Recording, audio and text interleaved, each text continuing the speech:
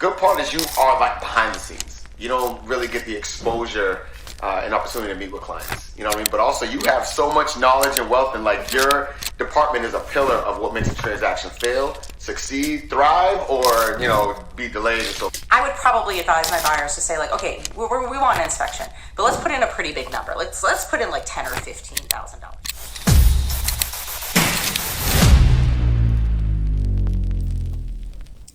All right, perfecto. So when we think about investors again, right? And I think a lot of investors are falling into situations where there's tenant issues. Yeah. And there's a lot of, I guess, levels to what tenant issues could be. Chat about what are you seeing a lot of hurdles that investors are falling into, but also what can they do to protect themselves when they're buying a property that has tenants in it, right? Or problem tenants, or tenants that they may want to get out of. Which I know is a very involved, but what is it's kind of like a nice quick, yeah. Like it's one of those things. There's really no way to like insulate yourself, and what I've seen sometimes is like, you know, a seller will say, "Oh, this tenant's been with me for 10 years. They're great. They're wonderful," and then the new landlord comes in and it just blows up in their face. Wow.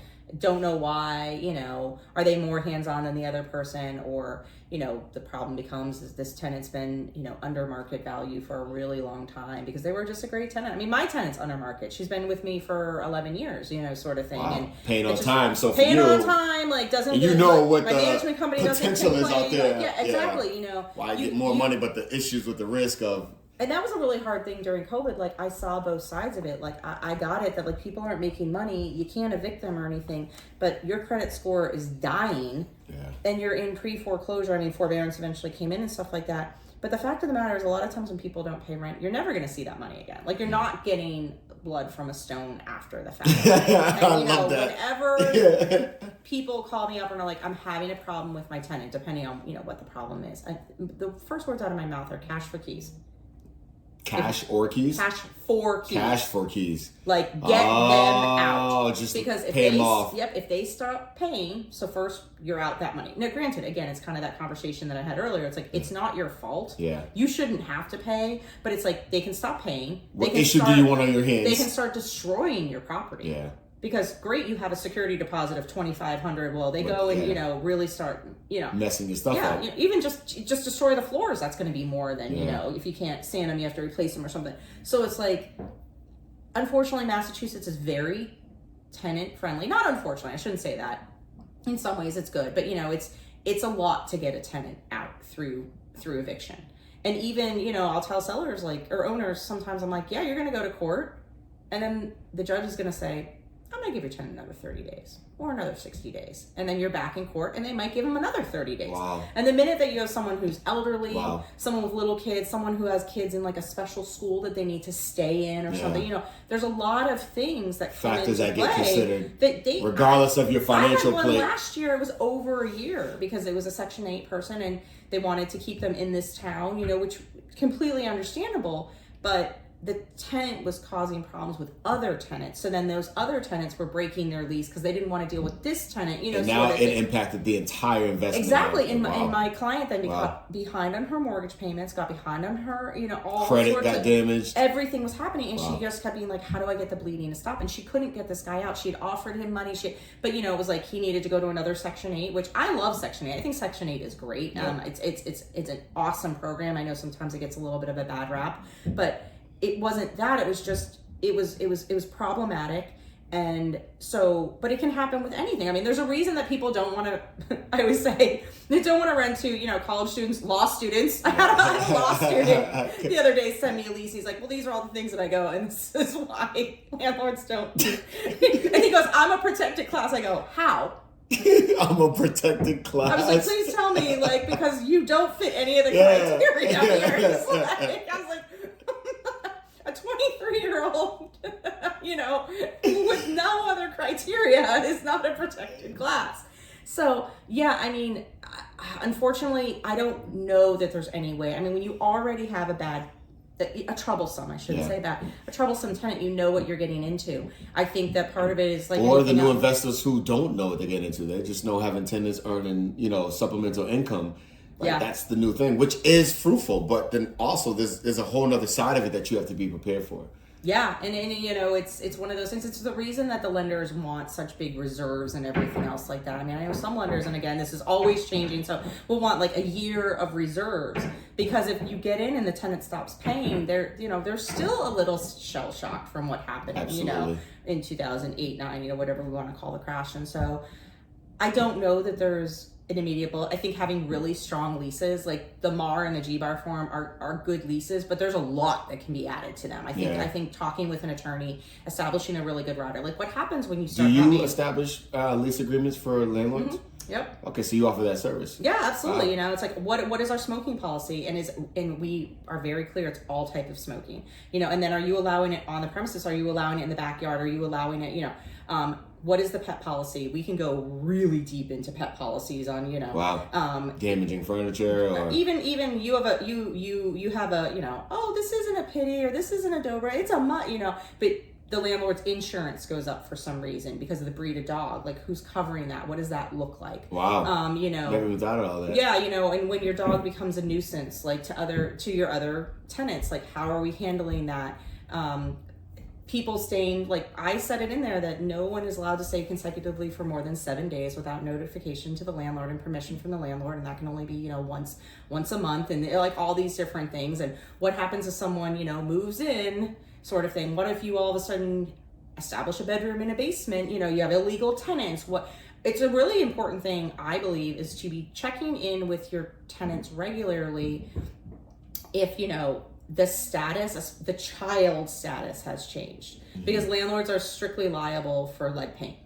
So even if you don't know that someone under the age of 6 started living on the property, you could be liable if they're, if it ends up being a lead paint. So again, you don't want to discriminate. You're not trying to discriminate from a familial status. Trying to protect families but as well as yourself. But if someone's going to be having Absolutely. a baby and bringing it into the house, what are you doing as a landlord? What sort of proactive, so are you checking in every 6 months, like, hey, is there anything changed? Is there anything I need to know about? Like, you don't have to ask specifically, but I think writing it out that, if you become pregnant, looking to adopt, or have a child that's going to be permanently living in your home, I need to be given notification for lead paints. Like, you can say it's not about me discriminating against you, but can it's like, you I have them a cover duty. that cost? No. Okay, so but you can't tell them to leave either, Nope. then, right? This is just, you need to become aware, so need to know become what aware, steps so you're you responsible do your due of. diligence, All right? got Yeah, you. like, sort of thing. So there's a lot of responsibilities. I think that, I really try to educate my people who buy investment properties. We give them the landlord tenant handbook that you can find on Mass.gov. We give them the security deposit form. We give them the property condition form. We give them, all these different forms. It's like, you are running a business now. Yeah. Like, I know that you just see it as like, I want to get $20,000. Like, but it's like, damn. Did you put it into an LLC? I love that. Hold on, say that again. You are what? You're running a business. Wow. You are running a business when Wow. you have investment property. You can be And super there's nice about it. a lot of but- benefits and perks, and then there's liabilities Yeah. and accountabilities that come with that. Like, I would put investment property into an LLC personally, but then you have to open your bank account in So LLC. talk about it. Yeah. So, would you advise someone who brought an investment property that either they live in or they own, that has tenants that's cash flowing, or not, right? They just own investment property. Should they keep it in their name, or should they be moving it into another structure?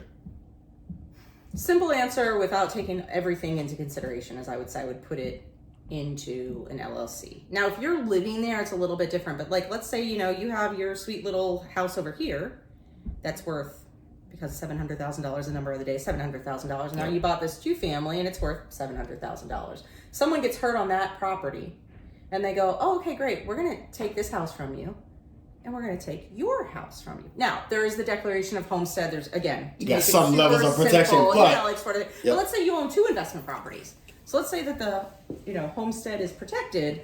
You're single family, but you have 2 different 2-families, and so now they can go after those other properties that you own.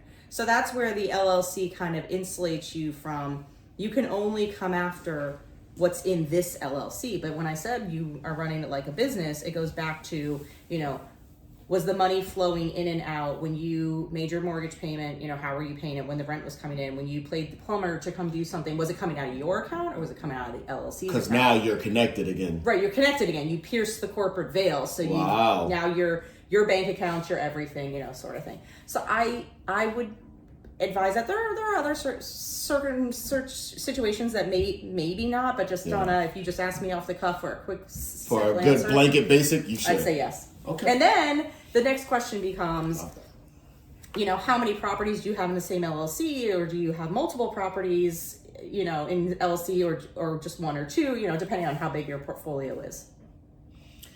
That was good stuff. That's gonna help a lot of people. It helped me. I'm like, shit, I gotta talk to Carla. I gotta get these contracts. I gotta get my house to the fucking LLC. Damn, dude. So for sellers, when the seller, let's say they're under contract, they have this house under contract, the appraisal comes through, that's good to go, right? The buyer's appraisal comes through, so there's no issue there. What are some things that the seller should be doing to prepare them for closing, right? As far as utilities or the home or the contract that they're held liable, like what are some things you feel like sellers miss that they should start taking to make that end journey smoother? So it's interesting because I find, and I don't think that there's a right or a wrong answer. It's as a real estate agent, a listing agent, like what are you taking on? Some agents will say, hey, seller, okay, these are all the things you need to do. You need to call the fire department. You need to get final readings. Other agents will do it for them. Other times there are certain towns, I couldn't think of two of them in Massachusetts, where it's the buyer's attorney that has to call the town to get the final water and sewer reading. Wow. Sort of thing. I think it's really important, especially in the summer when, real estate's popping, like late spring and summer, to find out from the fire department, possibly even before you list, how far out do they book? I don't know if it's still true, but there were a couple towns on the South Shore that I knew of specifically that they would only do smoke inspections twice a week and they do final water readings once a week. So they book up really far out. And so all of a sudden we've got, someone calls up 7 days before closing and they're like, okay, well, we can't come for 3 weeks. City of Boston happens with that sometimes. They book really far out. Now, the good thing is that a smoke certificate is good for 60 days, but the bad thing is it's good. 60 days. For 60 days. Sometimes a town will recertify it, sort of thing, but sometimes they won't. Water and sewer usually, we don't want to see any final readings. I'd say 10 days is honestly too much. Some people will say 10 days. I think 5, especially in the winter when like oil and propane, like you can start to go through that quickly. Go through a half tank of oil in, a week sort of thing. In the summer, maybe not so much. Use, right? Yep. Yeah, so I'd say 5 to 7 days, but you should call up the town and the oil provider, the propane provider, and say, what is your policy? How much notice do you need? Because again, sometimes they're like, okay, I need a final water sewer reading. And they're like, again, we're booking 2 weeks out. And you're like, well, we're closing next Tuesday. And the town is literally like, that sounds like a you problem, not me. So situations like that, could we close and not have those items? Sometimes, like if we didn't have a final water and sewer reading, I would say, And yes, what would be the consequences? We would have to, first of all, it would be up to the buyer. The buyer would have the right to say no. I don't know why they would. But what we would want to do is we'd want to look at the last couple, probably like water sewer bills, and then we would take an average of that and then double it, or, or we'll just say we're keeping $2,000. Like when you guys get the final paid reading, give that to us, and then we'll release the funds. Smoke inspections, there's a lot of misconceptions around that. You cannot, it doesn't even matter if it's a cash deal. If you read the statute, just because it's cash doesn't mean you don't need a smoke inspection. Really? The rule, yeah. Like I fought with attorneys about it and they'll be like, I never knew that. It is, so the rule is unless it's non-habitable and it's been determined. So it's been already certified. You can almost never, I just said you can have a single family, but like if you have a condo in a condominium building, you can't cut off the water and the heat source. So it's never like non-habitable. If other people living maybe elsewhere. If there's like a really bad fire in it, like maybe but even if you're not getting a smoke inspection, you need to go to the town to have the fire department say, oh yeah, we're giving you something special that says you don't need it. Really? Now, some attorneys, and I'm not, how they run their business is how they run their business. When people are like, well, other attorneys will close without it on a cash deal. Here's my answer. I don't want to get sued because if investor, you go, oh, no one's going to live there. We're going to like do some work. And then they're like, we decided to wait 2 months to stop the work. We put in a temporary tenant and something happens and there was no fire inspection and that person dies or is gravely injured. My responsibility was to have smoke. Really? And I didn't have one. So they'd have every right to come and sue me for dereliction of duty, So sort showing of thing. that the client actually had a smoke certificate. Yeah. So, Wow. and then some people will be like, oh, well, we'll just have the buyer sign something at closing that says no one's going to live there. And I'm like, I don't know that if I go to the judge and go, they said no one's going to live there. Like, I'm cool, right, judge? And the judge's probably going to be like, no. So listen, I'm always open for a conversation. If someone interprets that statute differently, I've had over the years, a lot of conversations. But my answer is, if we are closing, unless the fire department has given me something that says you don't need to smoke, you need to smoke. Okay, perfect. So no, there is no like, can we do a hold back to get the smoke later? Like, no. At least for my firm. Yeah. Maybe other people will, and It's not happening. that's well within their right to do Yeah, it, but not gotcha. at my firm. Yeah. All right. So, if someone's going through a divorce, what are God bless your them, but three? Yeah, seriously, right? So, what are your three kind of takeaways that will advice you can give sellers who are going through a divorce and selling their property that they can do to make things as easy as possible or be prepared for the journey? Yeah. So first things first. Again, this is like a my firm thing. We don't take on divorce clients who are selling. They do not have a separation agreement, because Who do not have a who do separate not have a agreement. separation Wow. agreement.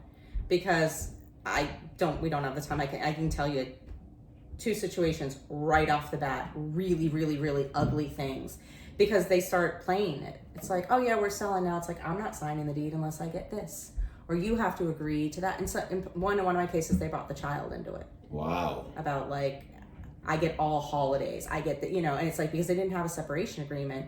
So we're at the closing table. Wow. And the person is literally sitting there going, I will only sign this deed if you agree to this. And the person's looking at me, my client, I mean, they were kind of both my client, but and I just said, listen, I go, you can sign it. And when you go to court and we're going to talk about this, I will say that you signed this under duress. Like, Yep. Yeah, you literally sitting was. here, Yeah. like, Yeah. You were forced to make a decision. because she was selling and buying in the same day. Yeah. Sort of thing. And she was going to lose her deposit and then be homeless and like all these other things. It was just one of those things. And that was really. We had another one that the couple sat in our office from like 9 a.m. to 5 p.m. because they had never agreed how the money was going to be split. Distributed after. And we who was kept getting saying, what we were portions. like, we can give it to one of your attorneys to hold an escrow. They didn't want that. We were like, we're not going to agree. This wasn't at my firm. It was at a different firm. And we just kept saying, we're writing it to both of you. And you have to go, we had 4 banks literally around our office. We're like, choose a bank, go open a joint account that you both have to sign it in.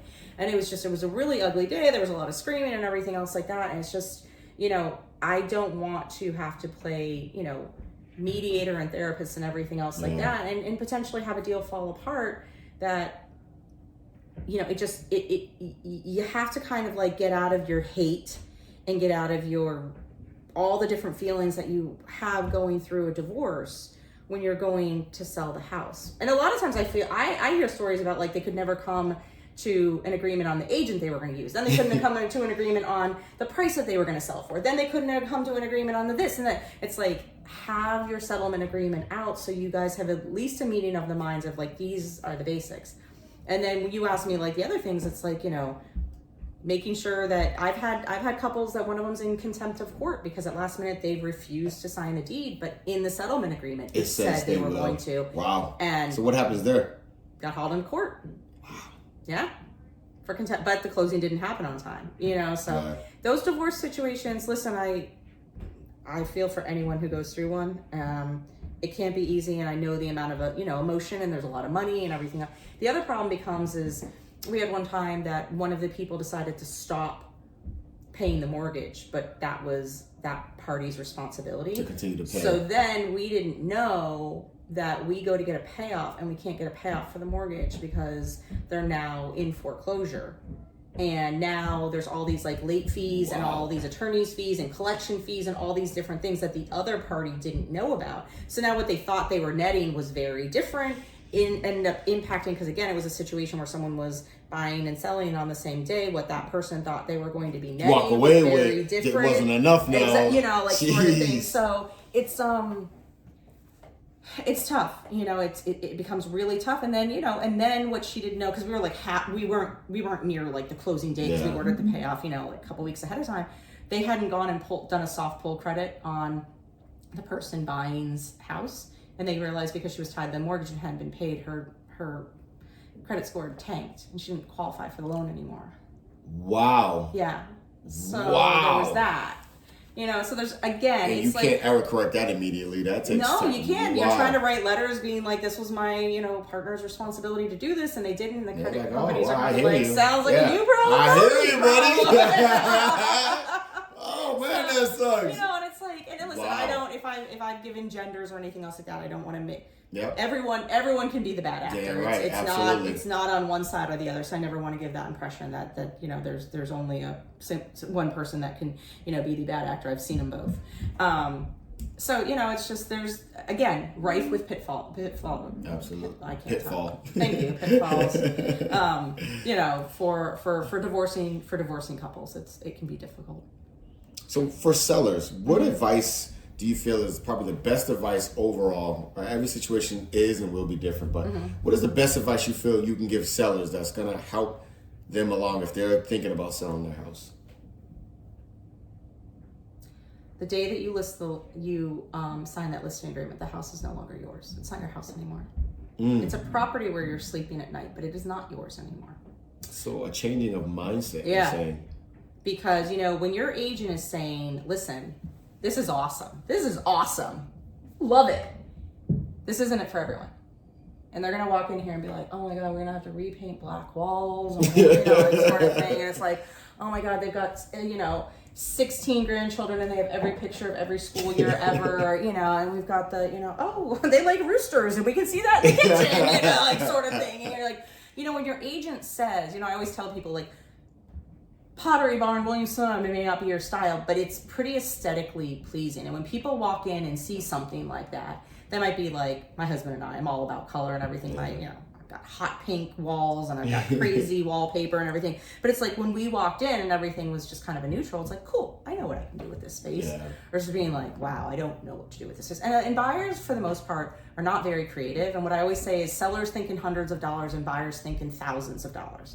So the minute they see something like, that's going to be $5,000, that's going to be $5,000, you know, and then the seller's like, So that's a couple dollars. Right, I got a guy. Yeah, $750 down at the Home Depot. I gotta, you know. I got a like, guy sort who of can thing. change that out. And so you kind of want to start to create that path of least resistance. You want to make sure that, like, even if you've never been someone who cares about your lawn, that your curb appeal looks great, that your mailbox isn't, you know, your letters or numbers are hanging wonky. Because the problem becomes, and you know, this was me when I was an agent with buyers and stuff like that, is like I'd walk in, like it'd be a flip, and real quick you'd look, you'd be like, and then you'd start looking at the baseboard In wouldn't between the line floor, up, yeah. and discussion played around, you know, the electrical switch yeah. was like overcut. And, you know, I'm like, if I can see these sorts of things, you didn't take the care in these. What's behind the wall that I don't know about? So when you pull up to a property and it doesn't look great, it's like, well, where else were you negligent in, Or shortcutting, you know, like sort of thing. And so, yeah, I really tell people, stop thinking about it. Don't be offended by an offer. Oh my God, I can't believe, or my house, or my neighbor's house, or